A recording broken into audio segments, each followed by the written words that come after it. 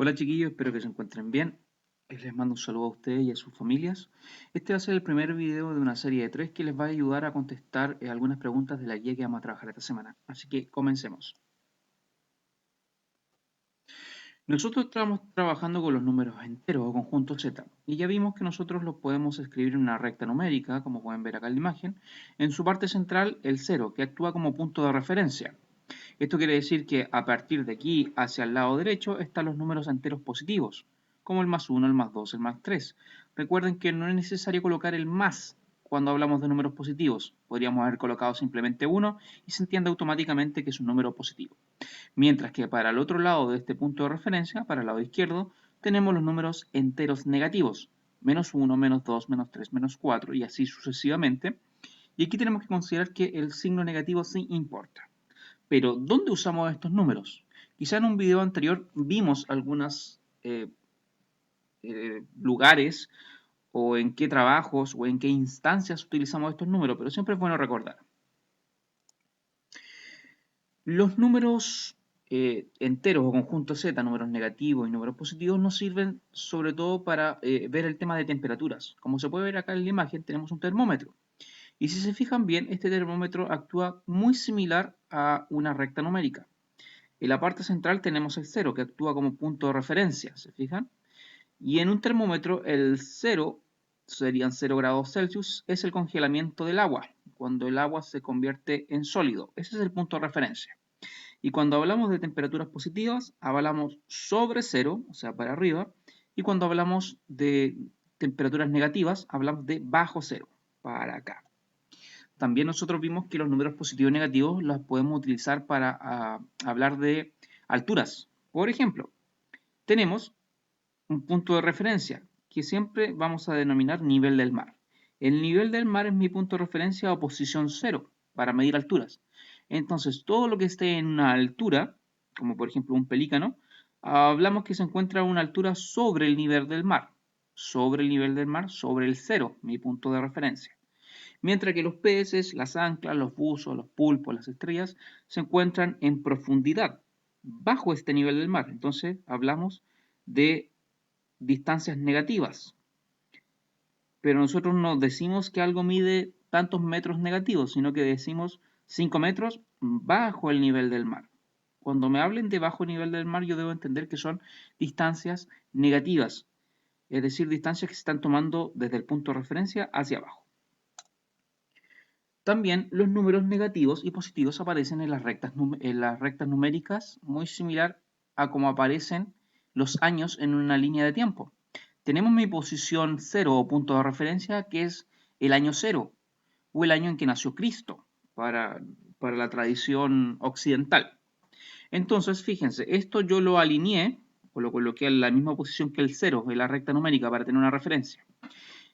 Y los años que están a la izquierda son los años antes de Cristo, mientras que los años que están a la derecha son los que están después de Cristo. Y esto se relaciona, fíjense.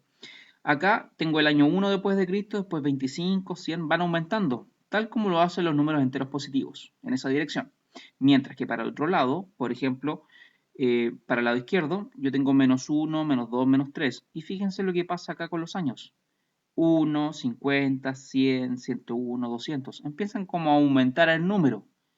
Pero cuando a mí me digan años antes de Cristo, yo debo entender y relacionarlos con posiciones negativas, ¿ya? Esto va a ser útil recordar cuando trabajemos problemas que involucren suma o resta de años antes de Cristo, porque esos van a tomar una posición, como pueden ver estos años de aquí, una posición negativa. Ojo con eso. También una donde ustedes ven o están muy acostumbrados a ver el tema del uso de números enteros y negativos y positivos es en un edificio, sobre todo en los ascensores.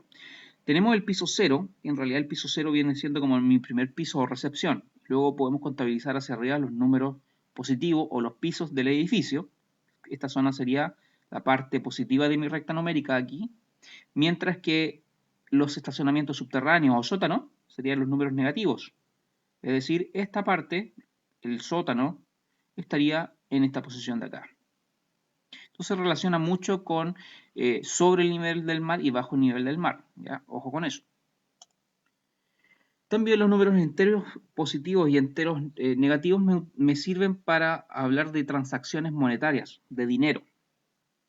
Entonces, cuando yo tengo, por ejemplo, un estado de cuenta, por ejemplo, supongamos la cuenta root, y yo a esa cuenta root, que va a tener un dinero a lo mejor inicial, a mí me depositan un cheque, por ejemplo, mi sueldo, o me regalan un dinero, por ejemplo, mi mesada, o mi abuela me quiere dar un regalo en dinero por mi cumpleaños, por ejemplo, me depositan. O lo que ocurrió hace un poco tiempo atrás, el tema de la devolución de impuestos, que todos tenemos que hacer una declaración de impuestos y nos devuelven cierta cantidad. Todo eso hace que mi estado de cuenta crezca, por lo tanto todos estos números están asociados a valores positivos, por eso los coloqué a este lado. Mientras que si yo a mi estado de cuenta, por ejemplo, en él me descuentan, por ejemplo, una cuota de algo que yo compré, o me van a cobrar una deuda que yo tenía, o yo realizo un giro cuando voy al cajero y saco plata, o yo tengo que pagar algo, todas, todas estas instancias están asociadas con valores negativos. ¿Por qué? Porque estoy sacando dinero de mi estado de cuenta, de mi cuenta, ¿ya?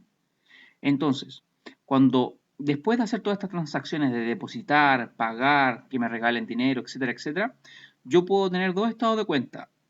Si el dinero o el número que aparece en mi estado de cuenta es positivo, yo tengo un saldo positivo o un saldo a favor, o sea, tengo dinero. Mientras que cuando en mi estado de cuenta, después de hacer todos estos movimientos, me queda un saldo negativo o en contra, significa que yo estoy debiendo dinero. Ya, ojo, ojo con esto. También los números enteros negativos y positivos aparecen en los videojuegos. Eh, por ejemplo, si ustedes juegan Minecraft, pueden ver que muchas veces la parte superior de Minecraft a ustedes les entrega la posición o el número de capas. Y ahí esos valores van tomando valores positivos o valores negativos dependiendo de la altura en que se encuentren o qué tan lejos están de su hogar, por ejemplo. ¿Se fijan? Los números negativos están presentes en nuestras vidas. También, por ejemplo, si yo voy ganando puntos, son valores positivos. O sea, me ubicaría en este lado. Cuando yo, por ejemplo, destruyo algún tanque enemigo, voy ganando puntos. Pero cuando, por ejemplo, a mí me matan en un juego o yo pierdo ciertas habilidades, me van descontando valores. Por lo tanto, serían números negativos. Como pueden observar, chiquillos, los números positivos y negativos son muy utilizados en nuestra vida diaria. Y es algo común, solamente que muchas veces nosotros no nos damos cuenta y los hacemos parte de nuestra vida. Pero cuando tratamos de llevarlo a estas operaciones matemáticas puede costar un poco. Pero no teman porque, como pueden ver, es algo que tenemos muy arraigado en nuestra vida diaria. Entonces tenemos que aprender a llevar esto a un lenguaje matemático. Espero que se encuentren bien, chiquillos. Este fue el primer video. Trato de que no sean tan largos, perdón, ni grandes, para que puedan, no se aburran y puedan ir apoyándose en ello. Nos vemos, chiquillos. Cuídense. Un abrazo. Saludos.